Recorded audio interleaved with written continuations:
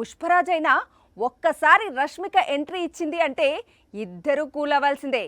ఎంత ఫైర్ మీద ఉన్నా వైల్డ్ ఫైర్ అంటూ రెచ్చిపోతున్నా శ్రీవల్లి కనిపిస్తే తగ్గాల్సిందే.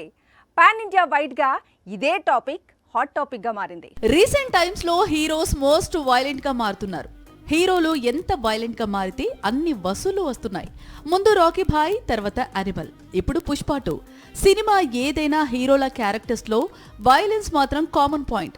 పైగా 2 సినిమాల్లో రష్మిక కనిపించడం ఇంకా common point. Last year release అయిన యానిమల్ లో రణ్బీర్ క్యారెక్టర్ ను కంట్రోల్ చేయటం ఆ సినిమాలో ఎవరి వల్ల కాలేదు. కానీ రష్మిక కనిపిస్తే మాత్రం యానిమల్ సైలెంట్ అవుతాడు, కూల్ అవుతాడు, చెప్పింది వింటాడు. ఇప్పుడు పుష్ప 2లోనూ రప్పా రప్పా అంటూ పుష్పరాజ్ విలన్స్ పై ఎంత విరుచుకుపడినా రష్మిక మాత్రమే స్పీడ్ బ్రేకర్ గా నిలిచింది. పాన్ ఇండియా ఫిలిం, పైగా డిసెంబర్ మంత్. అందులో రష్మిక హీరోయిన్ అయితే సినిమా బ్లాక్ బస్టర్ అనే సెంటిమెంట్ పుట్టుకొచ్చింది. లాస్ట్ ఇయర్ డిసెంబర్ 1న రిలీజ్ అయింది యానిమల్ మూవీ. ఈ సినిమా సూపర్ డూపర్ బ్లాక్ బస్టర్ అయింది. ఇప్పుడు సేమ్ మంత్ లో పుష్ప 2 రిలీజ్ అయింది. ఈ సినిమా సూపర్ డూపర్ బ్లాక్ బస్టర్ అయింది.